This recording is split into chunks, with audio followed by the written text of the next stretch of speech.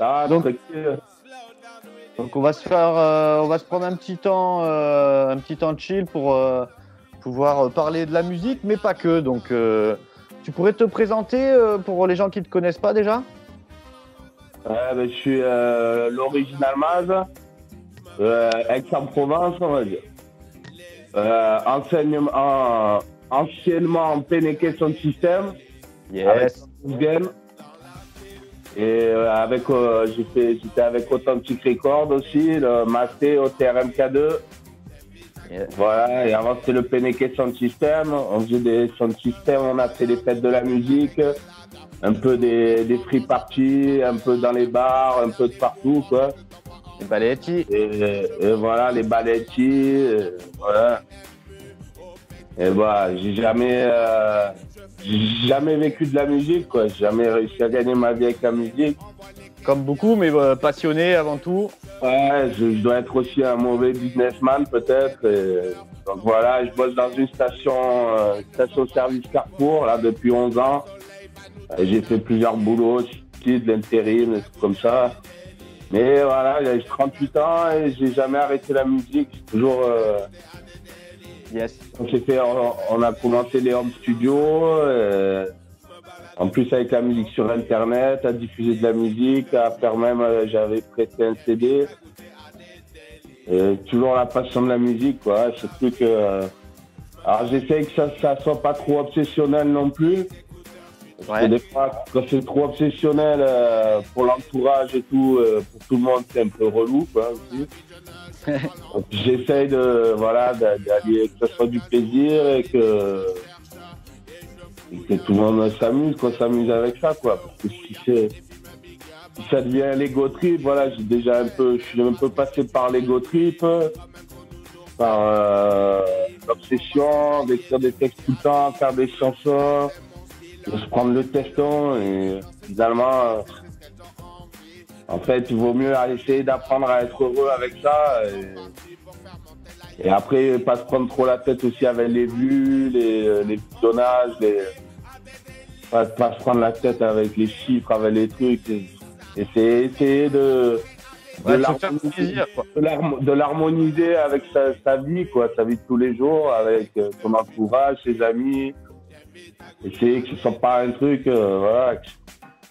Si c'est pour que ça te renferme et que ça t'enferme dans ton ego trip, c'est pas intéressant, quoi. Bah justement, donc c'est pas pour rien que tu as toujours été dans le robadab, le reggae, le raga, autour du hip-hop. Il y a quand même une notion de partage, de faire partager le son, faire partager l'énergie, la vibe, on dit, du truc. Tu as toujours été dans ce côté aller à la rencontre des autres. Ouais. Le Baletti, c'est vraiment ça, quoi.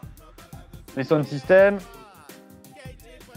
Et au niveau de l'énergie, il y a quand même la partie sound system qui est beaucoup dans les textes, mais il y a aussi la partie spiritualité, introspection. Oui. Ouais, ça pourrait faire comme si on allait au sound system, c'est un peu la messe, hein. Bon, c'est un peu plus cool, mais c'est un peu. Tu peux avoir le guide, le chaman qui prend le micro, les autres qui dansent, voilà, c'est se réunir et voilà. Mais tu as sorti justement il y a quelques temps, c'est Ragamuffin Alchimiste. Ça te définit bien, au final. Ah oui. Ouais, parce que je suis attiré un peu par l'alchimie et j'ai l'impression que voilà, j'étais un peu torturé, j'ai eu des problèmes un peu psychiatriques et tout. Et tout ce qui est alchimie, spiritualité et tout, j'ai l'impression que ça me donne des clés, ça me donne des moyens de me comprendre déjà. Et ça va avec un travail intérieur, d'introspection, tout ça. Et que ça m'aide, quoi. Comme je suis peut-être une âme un peu torturée et je sais que j'arrive à trouver des clés, des fois dans des livres ou même des conférences, je m'intéresse à des alchimistes aussi, ça peut être des physiciens, des trucs comme ça. Ouais. Et après, tu te rends compte que la connaissance, ça touche un peu tous les domaines et souvent, tu grattes et tu te rends compte que c'est d'aller voir à l'intérieur de toi, quoi.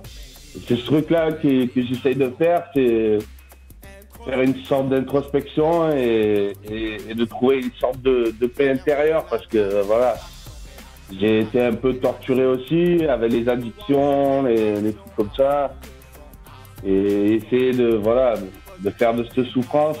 Après, je dis pas que je veux guérir les autres ou ça, au contraire, j'ai pas cette prétention-là. Non, mais toi, c'est au moins au niveau de toi-même.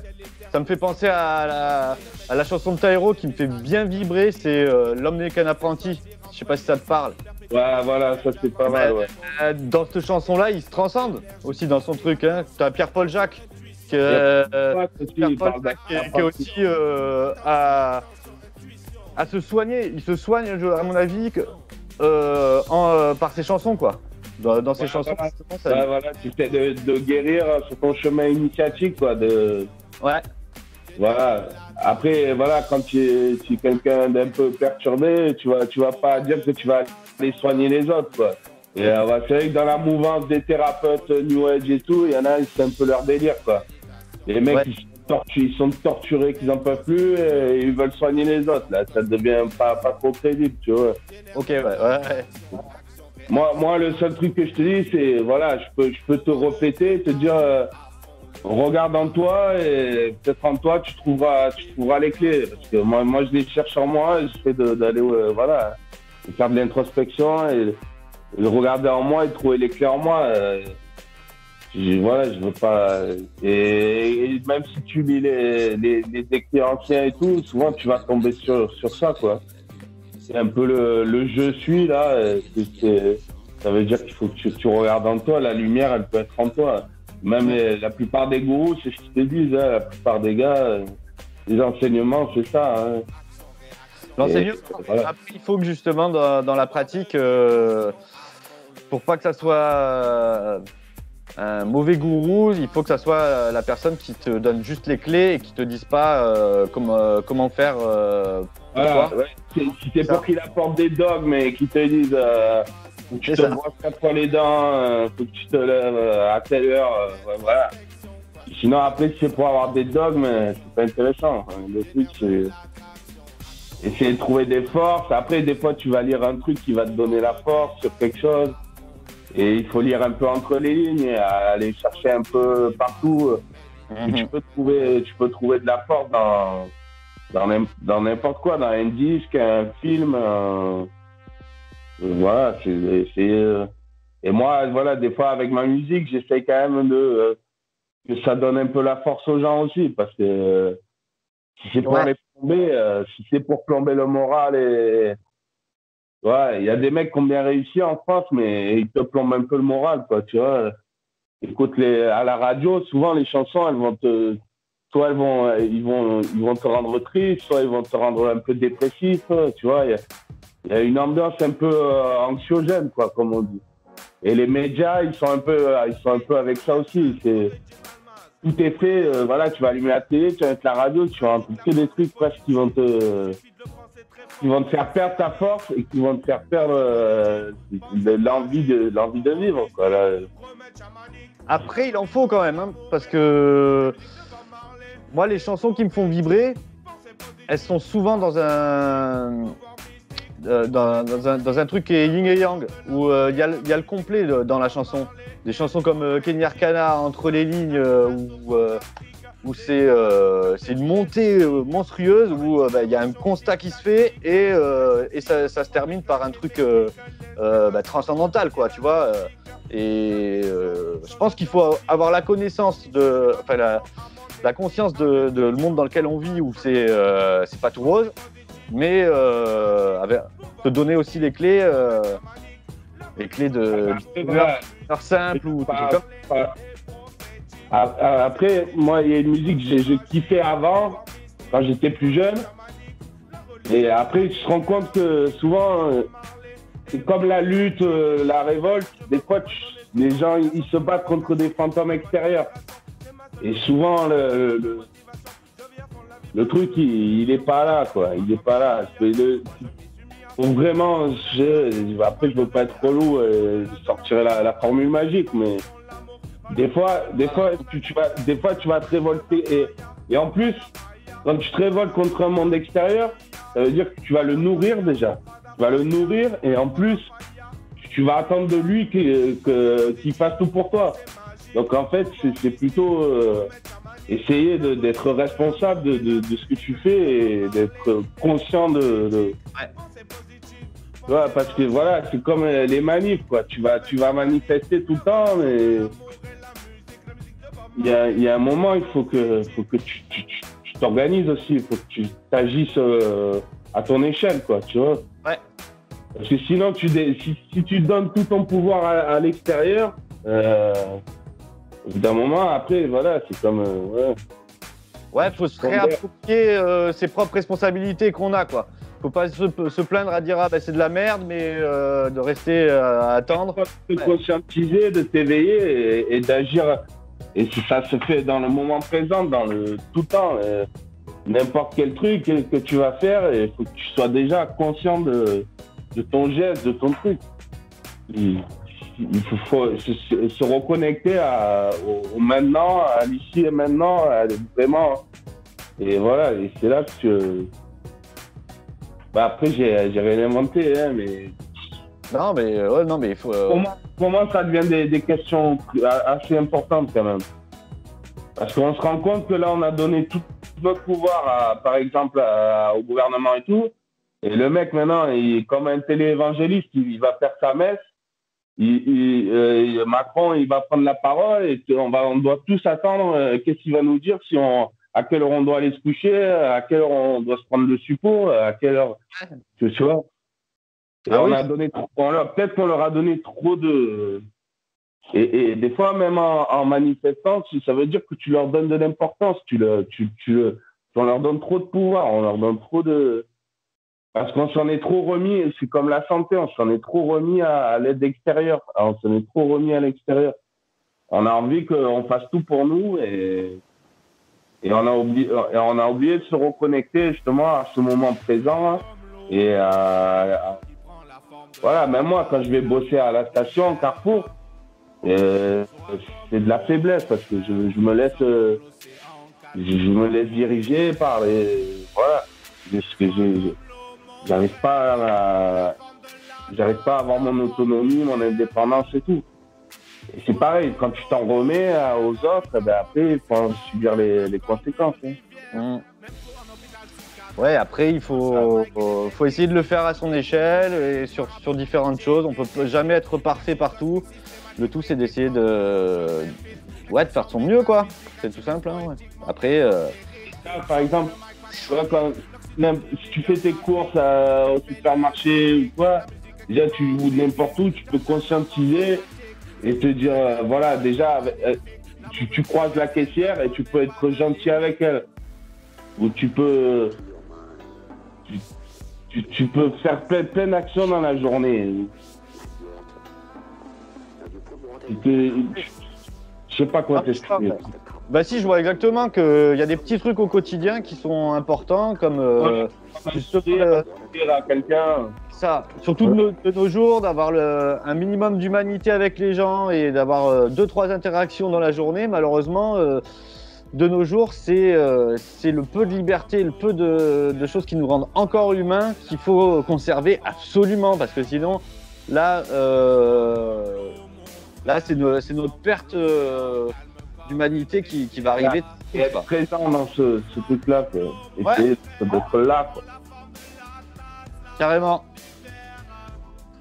Pour en revenir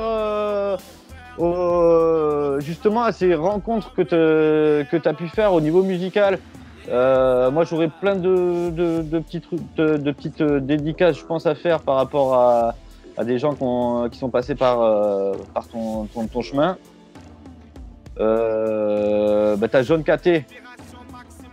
Moi, ça m'a bien fait halluciner les prods qui collaient parfaitement avec ton univers, quoi. Ouais, ça, en fait, c'est la magie d'Internet, un peu. C'est de pouvoir connecter des gars, voilà, qui Lui, il est aux States. C'est un Anglais qui est parti aux États-Unis. Ok. Après, je connais un autre producteur où ils sont collègues, c'est Raymond Productions, qui s'appelle Homer, Raymond en verlan.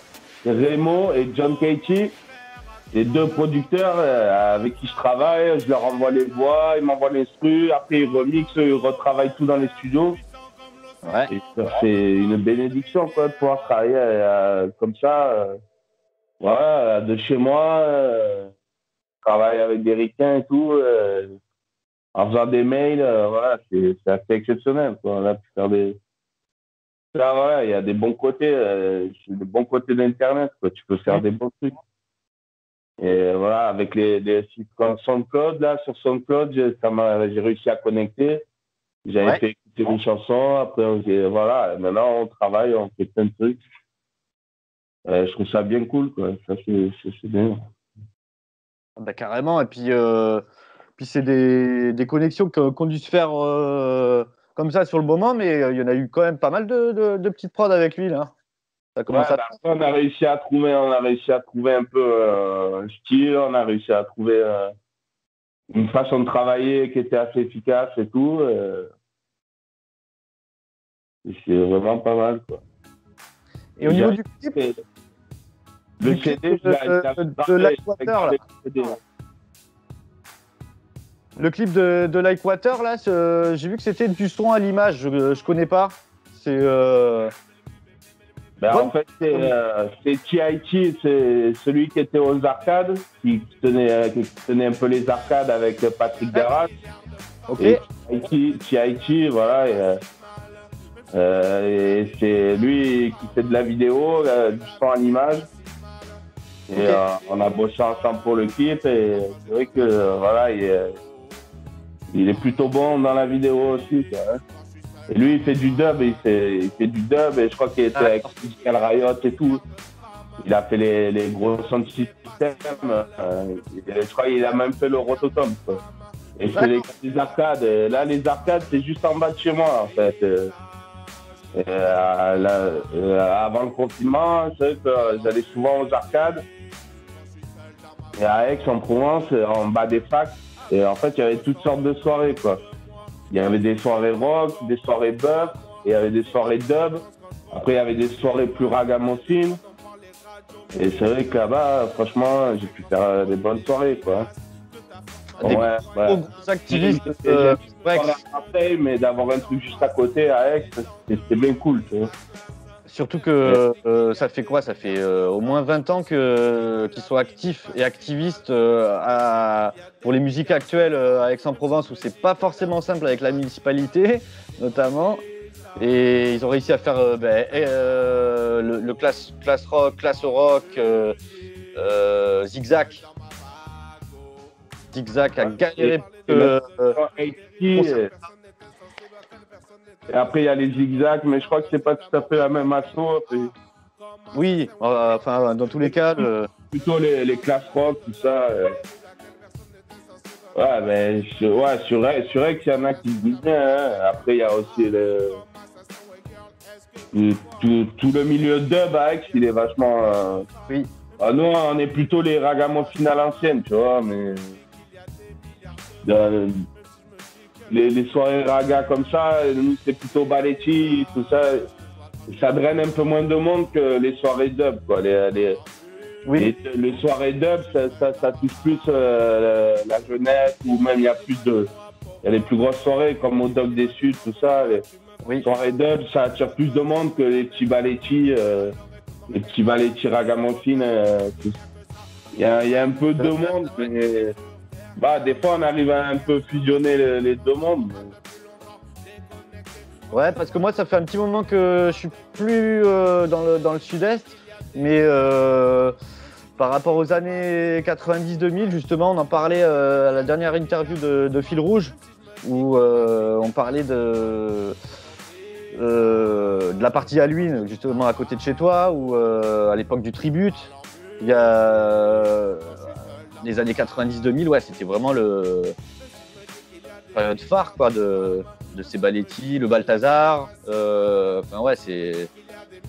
Et il y a du renouveau depuis ou Ben, il y avait eu là, Tu sais il y avait eu le sans façon là à l'époque du Sextus, il y avait le sans façon avec ceci. C'est ça. Et parce que là, il y a Palpas là, et Selecta Palpas, il a reposté une vidéo là, et du sans façon quand il faisait le sans façon. Oui. Et juste derrière le Sextus. Et là-bas, ça bougeait bien aussi. Il y avait, Ouais. toute la semaine, quasiment, il y avait des stands. Et moi, j'étais avec Authentic Record, là, avec Guillaume et BKO, avec Otter MK2 et BKO. Ils étaient quasiment résidents dans le truc. Toutes les semaines, on faisait des trucs. Et Palpas et Next One, ils faisaient des soirées là-bas aussi. C'était pas mal aussi, ça. Après, oui, parce qu'il a reposté une vidéo, ça nous a rappelé une sorte de cave, là. Voilà, après, on allait dans les soirées sur Marseille aussi, le Balthazar. Maintenant, c'est le Molotov, le Balthazar. Ouais, il y a un bon relais apparemment là, au niveau de l'équipe. Voilà. Il y avait la machine à coudre, l'affranchi, il y avait plein de soirées. Mais c'est vrai que, ouais, en 2000, ça bougeait pas mal, là. Et en fait, en 2000, il y avait le rap et le raga, c'était plus connecté que maintenant, tu vois. Oui. Et tu avais des trucs comme la BO de Taxi, là, tu vois. Tu avais NTM qui faisait les featuring avec Raga Sonic. Tu avais IAM avec Daddy Nutty. Et il y avait plein c'était beaucoup plus mélangé. Et il y a Pierre-Paul Jacques qui commençait à sortir des tubes à la télé. Et tu vois, en 2000,